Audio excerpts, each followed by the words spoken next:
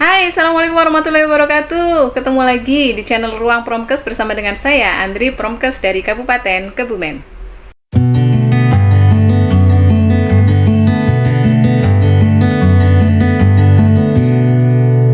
Di episode kedua ini kita akan membahas terkait dengan SMD sesuai dengan hasil polling yang teman-teman pilih kemarin antara SMD atau tutorial membuat karikatur dari Canva. Ternyata yang menang SMD. Jadi hari ini kita akan belajar bersama terkait dengan SMD. Sebelumnya disclaimer dulu nih teman-teman bahwa apa yang saya sampaikan mungkin belum tentu benar, apa yang saya sampaikan juga mungkin tidak sesuai dengan teori. Apa yang saya sampaikan bukan sesuatu yang baku, tetapi semua berdasarkan dari pengalaman saya di lapangan selama saya mendampingi desa dalam melakukan proses SMD. Hakikatnya teman-teman, pemberdayaan masyarakat itu adalah seni. Ini bagaimana kita membuat masyarakat itu tahu, mau, dan mampu mengatasi permasalahan kesehatan yang ada di daerahnya. Jadi saya percaya semua teman-teman yang mendampingi desa atau mendampingi wilayah punya caranya masing-masing untuk membangkitkan pemberdayaan di sekitarnya. Apa yang ada juknis yang dari pemerintah itu hanya sebagai jembatan keledai kita dalam mendampingi masyarakat, tetapi seperti apanya tentu teman-teman yang lebih paham, lebih bisa mengamati dan lebih bisa menggali potensi yang ada dengan kearifan lokal atau dengan cara-cara yang teman-teman miliki. Kalau kita baca Permenkes nomor 8 tahun 2019 tentang pemberdayaan masyarakat, sebelum kita pada tahapan SMD, kita itu harus mengenal kondisi desa atau kelurahan, atau bisa kita sebut sebagai analisa situasi desa atau kelurahan. Nah, analisa situasi desa dan kelurahan ini nantinya sebagai bekal atau sebagai dasar untuk menyusun instrumen SMD. Ketika kita melakukan analisa situasi desa atau kelurahan, ada banyak sumber data yang bisa kita gunakan. Kalau dari Puskesmas sendiri, kita bisa memberikan data PISPK. Jadi teman-teman sudah melakukan pendataan keluarga sehat, dari situ kan kita bisa nemu data yang mungkin nanti perlu diupdate juga. Dari data PISPK itu kita bisa peroleh berapa persen yang hipertensi, berapa persen yang merokok, berapa persen yang memiliki JKN, berapa persen yang tidak memiliki jamban, akses terhadap air bersih, akses terhadap jamban, kemudian ODGJ, ada permasalahan-permasalahan kesehatan ibu dan anak juga. Itu bisa menjadi dasar kita memberikan profil kesehatan desa. Yang kedua juga dari capaian puskesmas. Jadi misalnya cakupan K1, K4 di desa tersebut seperti apa, D/S-nya bagaimana, gizi buruknya seperti apa, dari PTM-nya seperti hipertensi, diabetesnya, kasusnya seperti apa, diarenya di desa tersebut seperti apa.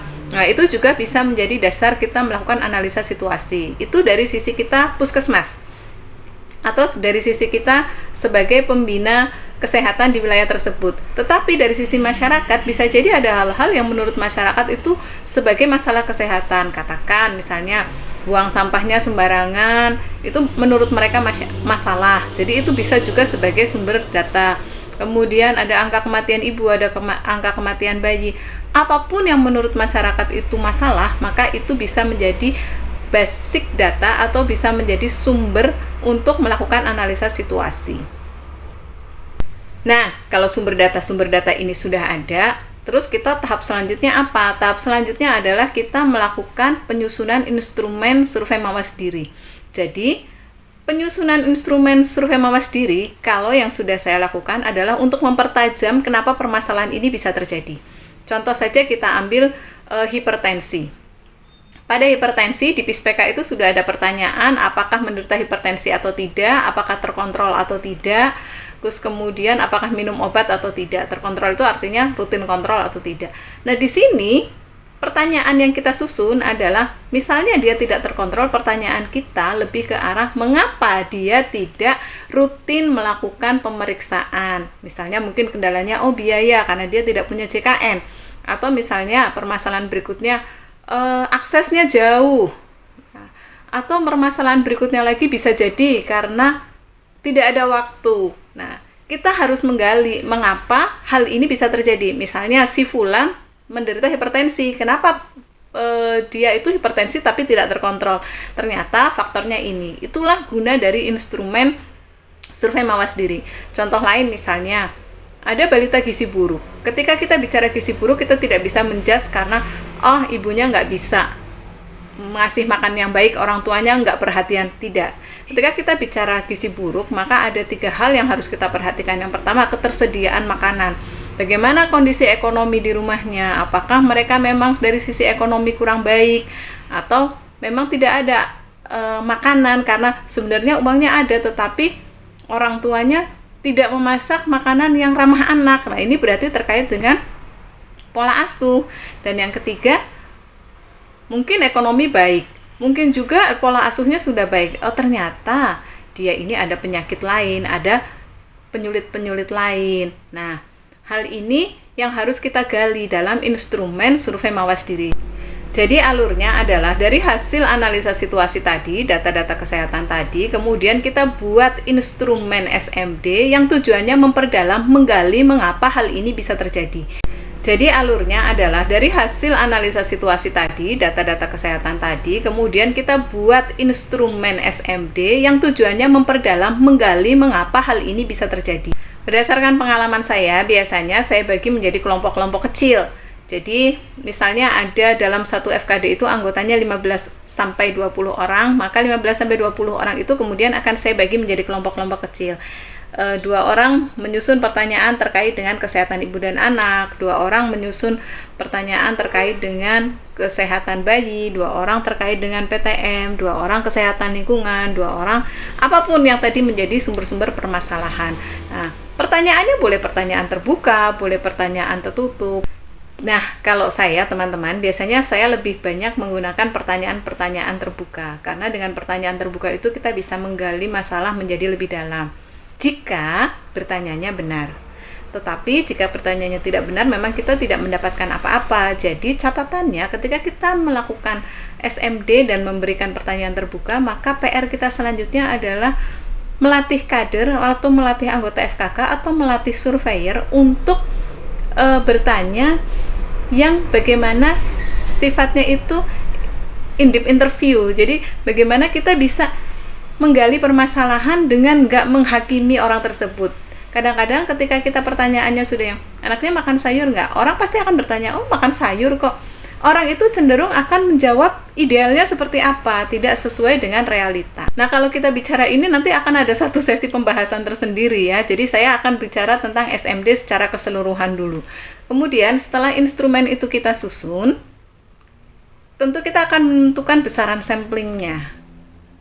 Mau total populasi atau mau pakai sampel. Kalau total populasi itu akan lebih bagus, tetapi biaya yang dikeluarkan banyak sekali.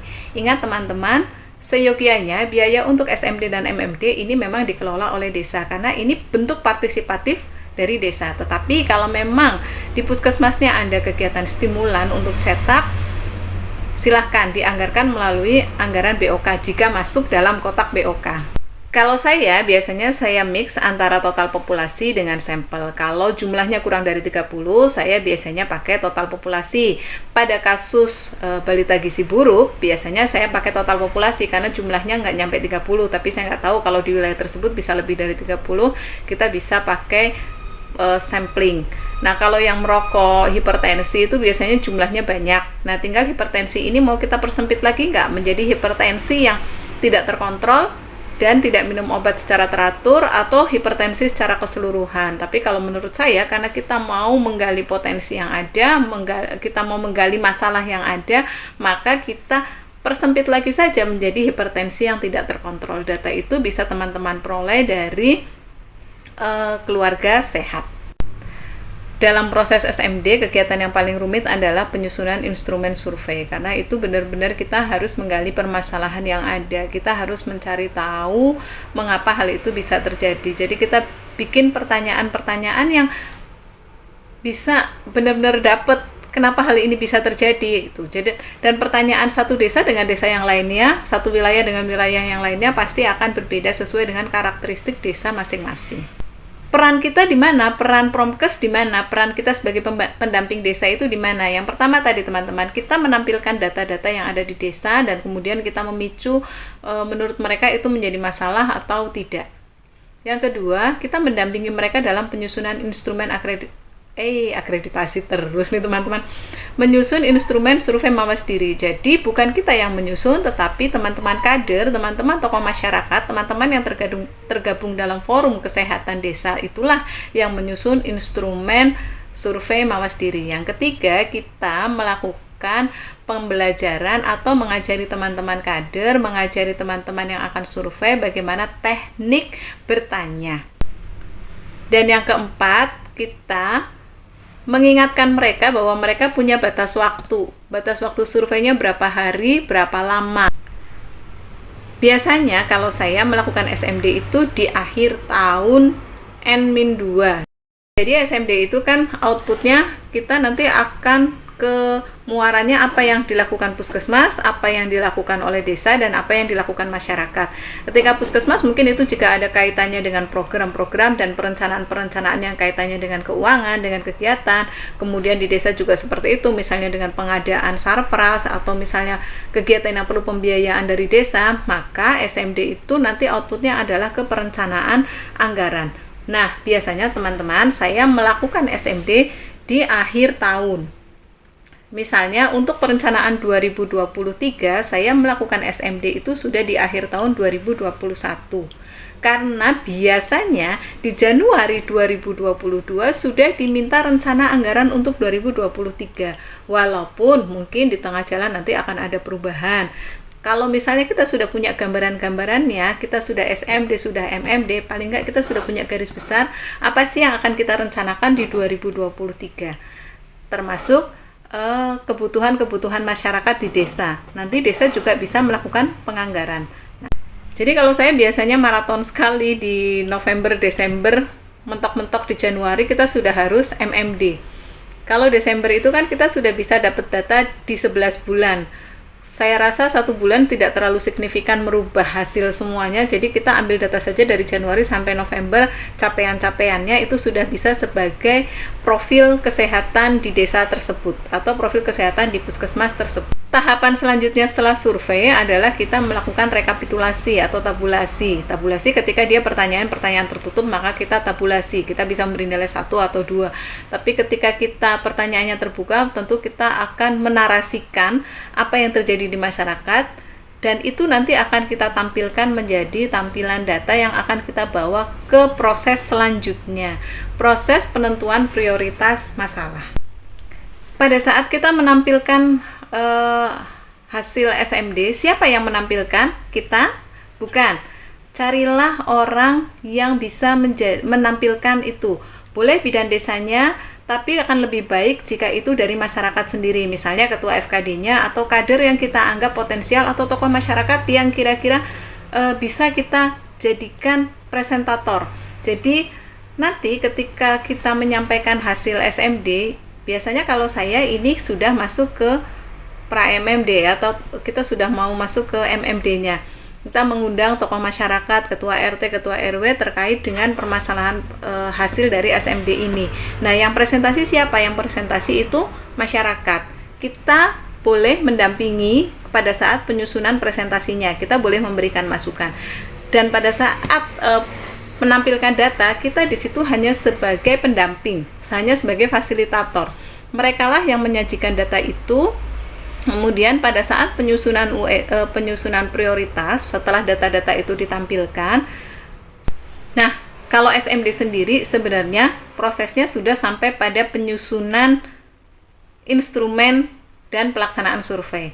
Untuk kemudian nanti menentukan USG-nya, menentukan prioritas masalah itu ada di step berikutnya. Jadi kalau rangkaian proses SMD itu dari pra-SMD sampai dengan SMD, kalau saya pra-SMD adalah kita menampilkan data, menyusun instrumen, SMD adalah saat proses survei, dan setelah itu adalah kita tabulasi dan persiapan menyajikan data.